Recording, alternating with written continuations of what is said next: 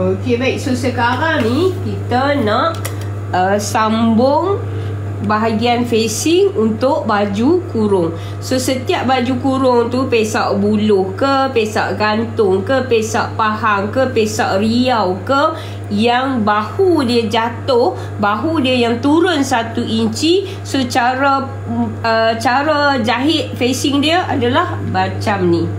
Okay. So yang pertama sekali kita jahit dulu sambungan ni setengah inci nah. Setengah inci. Bismillahirrahmanirrahim. Okay, so kita jahit. Cantum bahu ni setengah inci. Okay, ambil sebelah lagi. Ambil sebelah lagi. Letak bagi setengah inci. Okay. So dia dah siap macam tu. Tengok elok-elok. InsyaAllah boleh buat. Okay, lepas tu kita tindih ni. Nampak tak ni? Basi dia ke belakang. So tak perlu apa ni? Tak perlu matikan apa pun. Tak payah. Sekejap lagi dia berketul-ketul pula kat situ. Okay. So dia akan jadi macam ni.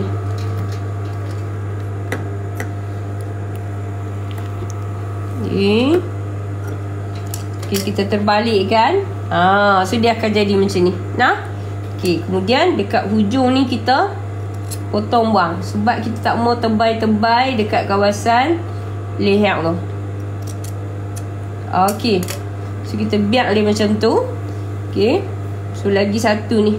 Dekat yang bahagian dalam ni kita kecilkan sikit. Sebab apa kita tak mau bagi dia tebal dekat leher tu.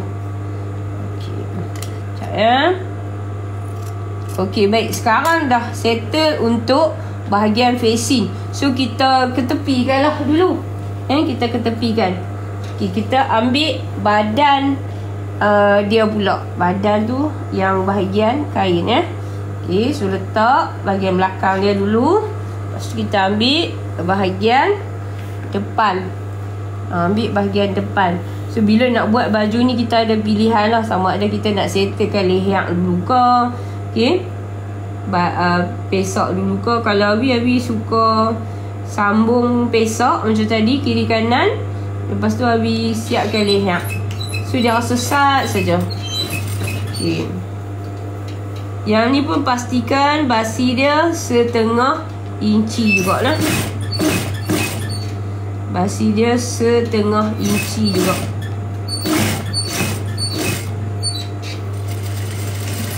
Okay. Ambil sebelah lagi. Takwih mai ikut sini. Letak bagi sama. Letak bagi sama. Untuk baju kurung, bismillahirrahmanirrahim. Dan kita rasa susah ke sikit, yang kita rasa ketak ke sikit, yang kita rasa mai lah menyakit, tak yakin lah apalah. Hat tu hat ni lah, baca je bismillah bagi kerak. So Abi tak boleh ajak lebih daripada tu. Sebab yang tu saja yang Abi amal.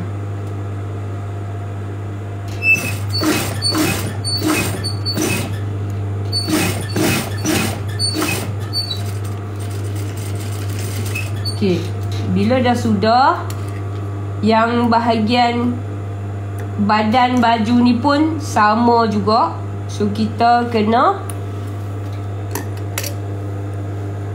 jahit basi dia tu pi ke belakang. Yang ni dia panggil jahitan tindih kasih. Dulu Abi ada customer, baju dia semua kena tindih kasih. Pesak-pesak bagai semua tindih kasih. Dan tindih kasih tak boleh silap kiri kanan dia ada cara dah. Belah kiri ikut sini, belah kanan ikut sini. Salah tetap. Okey.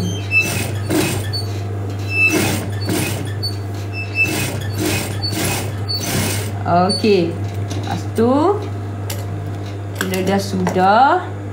So yang ni pun sama juga, proses dia macam facing. Yang ni kita tak potong bahagian kain yang ni kita tak potong pun dalam dia. Yang ni kita cuma ni dekat sini saja. Sebab bucu ni sekejap lagi dekat kawasan leher tu dia tebal. Okey, sudah siap. Dah ni kita nak cantum. Allah, ambil Sami ni. Kita nak cantum bahagian leher dia. Okey. So kita nak cantum bahagian leher dia.